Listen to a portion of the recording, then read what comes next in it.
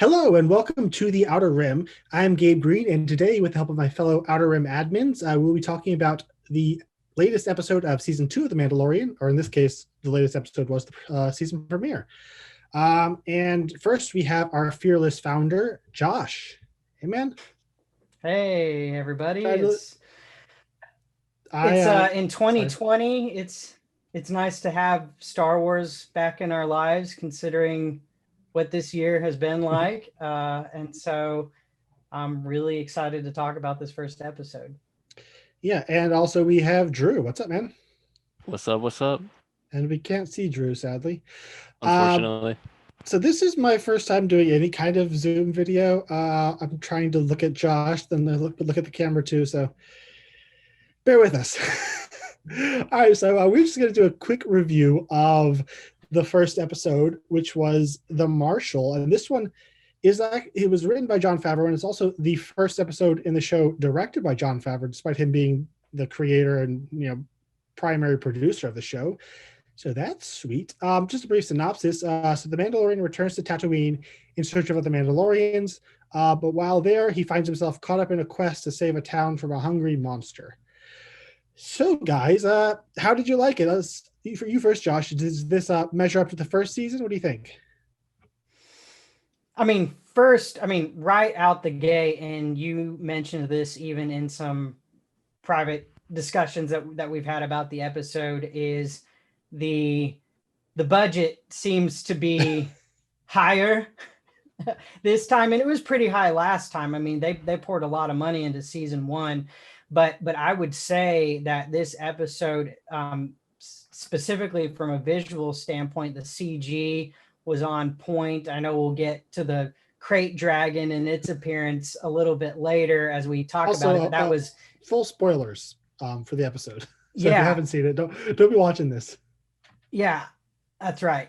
So the CG was movie quality, in my opinion, and it certainly felt like a Favreau directed feature as well, with all the bells and whistles. And so I think it's a great start to season 2. There were some really interesting things that happened in the episode, especially right there at the very, very end of it. And so I'm excited to see where we go next and get a little deeper into this story. So. And how about you, Drew? What do you think? Yeah, I'd have to agree with Josh. The budget is just leaps and bounds higher from a visual perspective.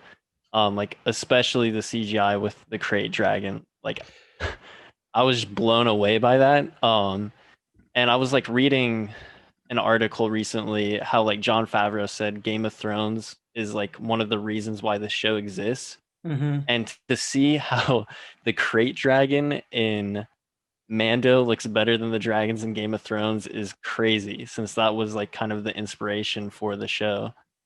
Yeah, I was thinking, like, before this, what was the biggest like movie level thing that TV shows were doing? And I would probably point to the Dragons of Game of Thrones, and which Yeah. I think those look movie level, and now we've got freaking giant kaiju sized crate dragons. Yeah. Let's just talk about that final battle. Like, I don't like the effects on that.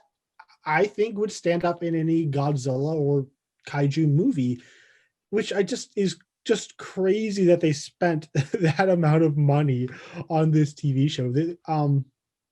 And I don't like how sustainable is that? I don't know, but I don't care because it's really great right now.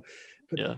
dude, and it's not just like, oh, we have one good, this one or two money shots. It goes on for a long time. Yeah. And we get, there's there's plenty of, just it doing everything. So just from a purely financial technical standpoint, that's just groundbreaking, I think. Absolutely. Yeah. So as far as like, were y'all at all disappointed when they went back to Tatooine again? I know a lot of people kind of seemed to be like in season 1, there were a lot of people who were really moaning about the episode The Gunslinger because it went back to Tatooine and was doing kind of some of the same things. Were y'all unhappy initially when it went back to like, oh my gosh, there again? I mean, it would be easy to be because we've been to Tatooine. At least it feels like a lot, not just in The Mandalorian, but obviously in the movies and so on and other media. But at the same time, you kind of have to put that into perspective because this is a show about the Outer Rim. Very yeah, fitting. It's about us, Yeah, very fitting given the name of our channel here, but quite literally, The Mandalorian is about activity taking place in the Outer Rim territories shortly after the fall of the Empire. So I think it only makes sense that we would be going back to Tatooine, and especially since that particular planet is really important to Star Wars lore. I really have to put that into perspective. Now, if I start to feel like they're really overusing it and relying on it too much, then maybe it'll bother me. But for now, it didn't bother me. And especially since when we went to Tatooine this time, we got to see some new things and experience some new things. Mm-hmm. It didn't just go over the old stuff, particularly with the Sand People, because most of the other iterations that we've had of the Sand People in A New Hope and Attack of the Clones and so on, they've been fairly one-dimensional characters. They've just kind of served as kind of a chaotic antagonist, at a particular moment in time. But what this episode did was it showed more about it showed that the Sand People even have a code, that they follow, and a way of life that they have. And the Mandalorian appeals to that. It humanizes the Sand People in a way, so to speak, that we haven't seen before. That was first done in also the Gunslinger episode. And like that I think that's a good point. That's pretty much the first film or TV thing that really kind of showed them as anything aside from this kind of very antagonistic presence. So yeah, this kind of took it a step further with them, I would say. Yeah. And like this is the most Western in a show that has been almost entirely these very kind of Western pastiche tropes. This was, Jon Favreau came in and he did the most Western episode yet of the show. Yep. And to the point where it's like you have the townsfolk and you have the Sand People. It's so clearly going for the cowboys and Indians, type adversarial relationship and the distrust and all of that. Yeah. I mean, and who said it felt like Rango? Oh, okay. Yeah. Remember when we were talking about this? It was like, he shows up and all of a sudden they've got to defeat a monster to save the town. Kind of.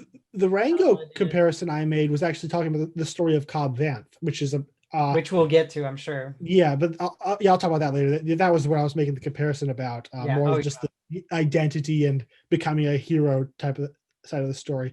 Yeah. But speaking of Tatooine, the other big spoiler at the end, you mentioned the final shot, Boba Fett. He survived somehow. Assuming, I guess it's a pretty safe assumption that Tamora Morrison, all scarred up, after you've had the entire episode with the armor, he's probably Boba Fett. Maybe it's Rex, but I think it's Boba Fett. Yeah. I mean, especially given all the attention that was made in this episode on Boba Fett's armor, I think it's probably a foregone conclusion at this point. And if it's not, there are going to be some disappointed fans. Big surprise in the Star Wars fandom that there would be disappointed fans. But I actually really did like the added lore about Boba Fett's armor in there and how Cobb got a hold of it. It would only make sense in my opinion, and it's just logical that the Jawas would pick it up and try to hawk it somehow. So that just made sense, and him bargaining for it and using it to kind of throw his wait around and kick that mining guild out of the town after right after the Empire fell and that mining guild came in and tried to take over the town, and he showed up looking like a Mandalorian and shooting like a Mandalorian, or like Boba Fett, more specifically. And it's in my opinion, it's very possible that they thought it was Boba Fett, even. And so that's an interesting thought. I never thought about it that way. Because word gets around, you know what I mean? Yeah. And so and this was only what, a week after he fell in the Sarlacc pit? Right. So not long afterwards, for sure. And so they were probably pretty freaked out to begin with because of Boba Fett's reputation. And so True. and so I thought that was pretty fascinating. And then of course, at the end they kill the crate dragon, and Mandalorian rides off with the child, and we see who we think is Boba Fett watching them from a distance. Yeah, so part of me is like, I don't think it doesn't feel like we're going to be spending any more time on Tatooine this season. Like, it felt very definitively we're leaving this planet. So part of me is just wondering, like, are they going to do anything else with Boba Fett? Is he going to go and pursue the Mandalorian, which would just seem weird if he's just been living in the desert all this time. So I'm really not sure where they can go with him. Like, he's not really a part of this story, and I personally don't really want them to spend much more time on Tatooine. Go off somewhere else. Yeah. I don't know, how are y'all feeling? Like, what do y'all have any kinds of theories as to how he's going to play into the rest of the season? Yeah. So I was actually looking at a theory. So this isn't mine originally. But there is the whole theory from season 1 that the scientist, I can't remember his name, who works for Moff Gideon, he has the Kaminoan patch on his shoulder. Mm-hmm. And so there's like this whole theory that like, oh, Baby Yoda is like a clone of Yoda and this, that, and the other. And so I was reading into this theory. People think that this could be some sort of connection to bring Boba Fett in because he's a clone. He's from Kamino. Mm-hmm. And I mean, sure, like maybe he wants to get his armor back, but who knows? Maybe he was hired by Moff Gideon or something like that. I mean, from what the little bit we saw, it kind of felt Could have like been. he'd sort of gone native or whatever. He had the gaffy stick and was dressed in the. He seemed to have made his peace with being on Tatooine, and he probably knew that this guy Cobb Vanth is over in the next town wearing my armor. And if he just sat on it for, what is this? 14 years after, or is it how many years after the fall of the Empire? 5 years. If he's just been sitting on all this time, I don't know. Like, another interesting question is, like, if he is going to be here more, is he going to be an antagonist or an ally? Like, either way, he seems perfectly plausible with what we know of the character. Mm-hmm. I actually think that there are multiple directions they could go, and that's what makes it interesting to me. And I'm not really married to any particular direction so much as I am interested to see what decision they make and how they decide to use them, because obviously, the Mandalorian, he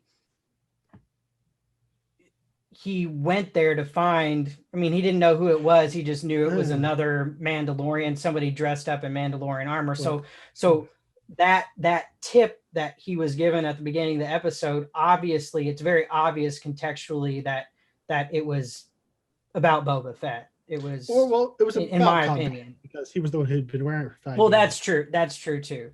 But the real person that the Mandalorian needs to talk to, in my opinion, is not Cobb Vanth, but Boba Fett himself, who is he well traveled, and which is they said it was not, and then other sources seem to be kind of like if he, like, I don't know, maybe he is. So That could be a he huge could just be thing a for the bounty season.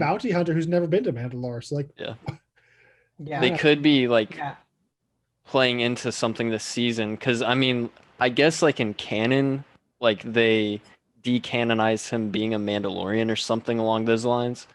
So maybe this season we find out that he actually is a Mandalorian. hmm. Part of me kind of hopes that that is all we see of Boba Fett. Like, I hope Tamora Morrison is here as a clone, be it Rex or some other clone. Like, we can get our money's worth of the actor, playing a Boba Fett Jango Fett lookalike. But it'd be kind of funny if just like, Boba Fett, we got the shot. Boba Fett's alive. He's living maybe peacefully, maybe very violently, somewhere in the desert of Tatooine. Honestly, I personally, I don't really need to see more of that. Like, we got the answer. He lived. Cool. And the way they show him, he doesn't really look like he has a part in the story of Din Djarin trying to find Baby Yoda's home. Yeah, but they're going to use him a little bit more than just standing there not saying anything. I don't think they would bring the actor back just to like stand there and walk away. I mean, the actor can still play. I mean, if we're getting Ahsoka, then has never been confirmed. So he could play Rex or something. Maybe it's just me wanting to stick it to people who just want a lot of cameos of characters, of old characters. Yeah, I know. And the thing is, I typically ascribe to the Gabe Green rule on bringing back dead characters. I actually think it's usually. I have a rule. Yeah, you have expressed more than one time the rule about bringing back dead characters, i.e., don't.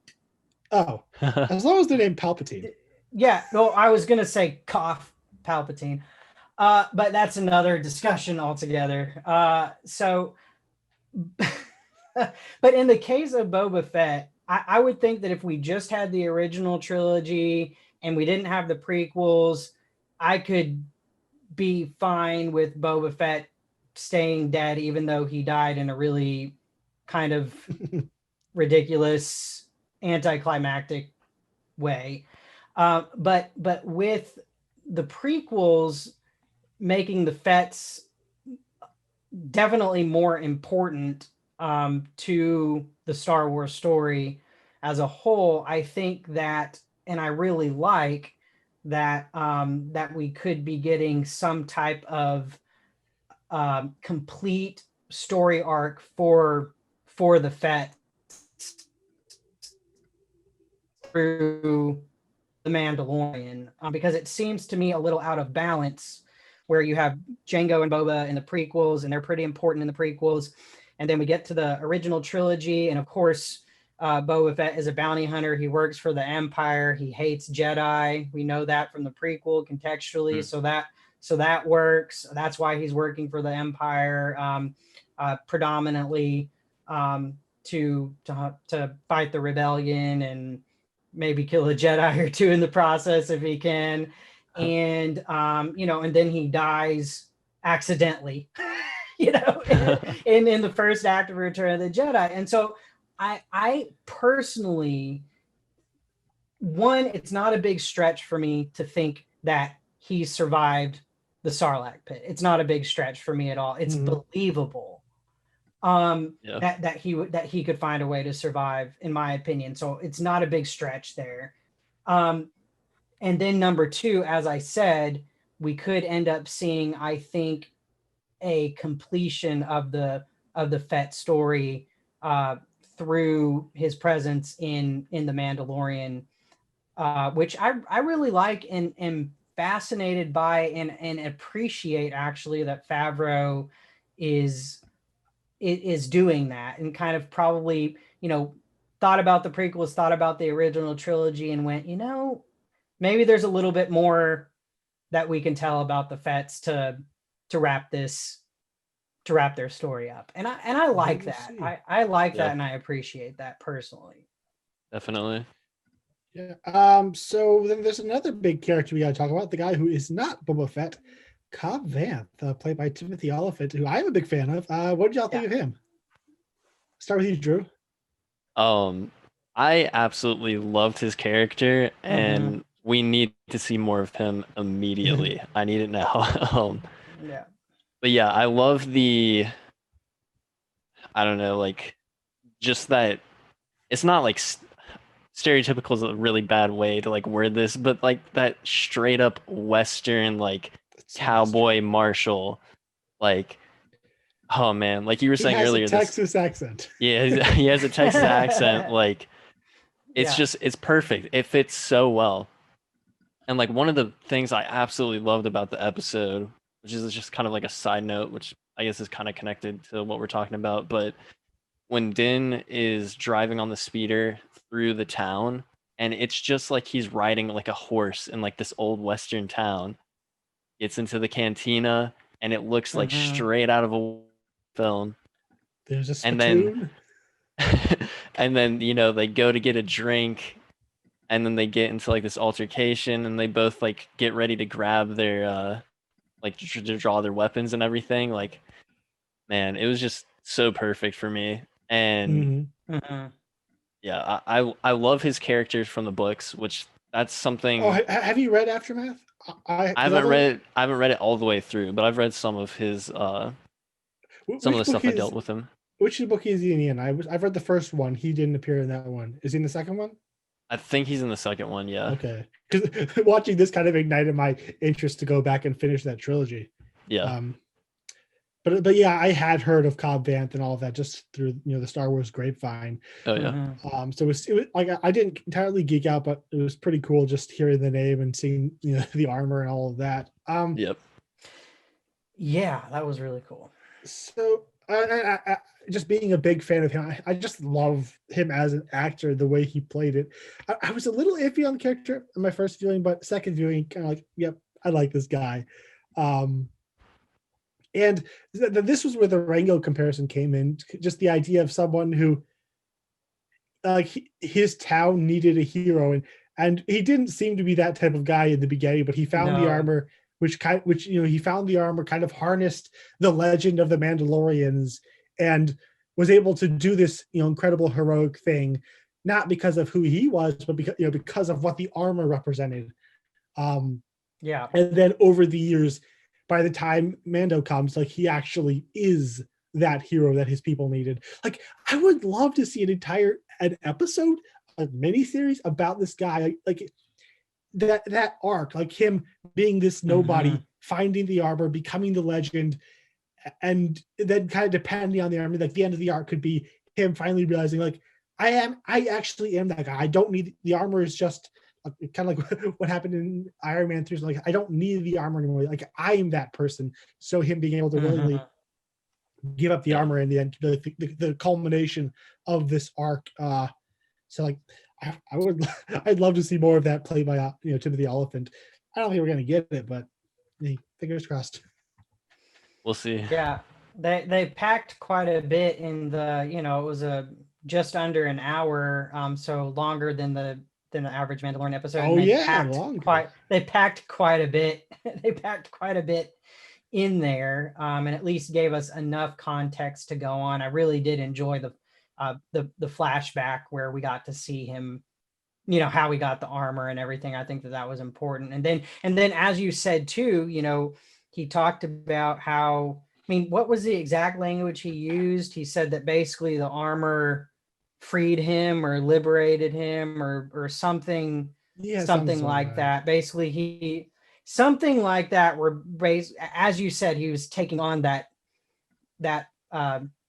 image, and it freed him to be somebody else, and take on a different identity and everything, which I thought again was really interesting. Yeah, and it's barely touched on, but like the vague little concepts of a theme that seemed to be there, it was really tantalizing to think about.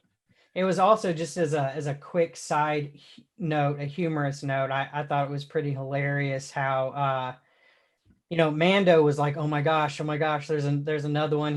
He's clearly loving that. And then Cobb goes and sits down and takes off his his helmet, and he's like, Mando just kind of like pauses for a second, like Mandalorian music stops. He's like, why did he's pretty miffed that he would take off his helmet, and then of course he's like, well, you're not a real Mandalorian, and I want the armor. I want the armor right now. I want it right now. I love that the storyteller is so confident that just they don't have to say anything. All he has to do is pull the helmet off, and Mando stops, and we get it all. Like, it's been so well set up in the first season that the entire bit lands. So Drew, you've been kind of quiet. Anything about this episode that stood out to you in particular? I guess to go back to the crate dragon, I was freaking out like a little girl. Like, I'm gonna be completely honest, because like the Knights of the Old Republic era is my favorite thing about Star Wars. I love everything about it, especially the Mandalorians. And to see a crate dragon in live action was like a dream come true. Mm-hmm. I didn't even think they were gonna do that. I didn't think they were gonna have that in the game, because I know I have no experience with that thing. I can't remember. It's been so long since I've played the first one. I don't think you ever actually fight one. But the pearls were used by like the Tusken Raiders as like kind of like this ultimate like reward for like hunting, essentially. And they were incredibly like rare materials to sell. Like, you can make like bank from selling one of these pearls. It's a very like prized possession kind of thing. Yeah, they were really excited to find that in the in the crate dragon, weren't they? Yeah, I assume that had some kind of, it meant something to someone. Yeah, like I couldn't believe it. Like that's what really got me with this whole episode, is just there's so many things that they did in it that I wasn't expecting, and it just had me smiling the whole time. I mean, I have expected them to break into it and go Suga. I was thinking like an egg. It's an egg. Is that a reference to episode 2? That was my first thought as well. So very positive all around.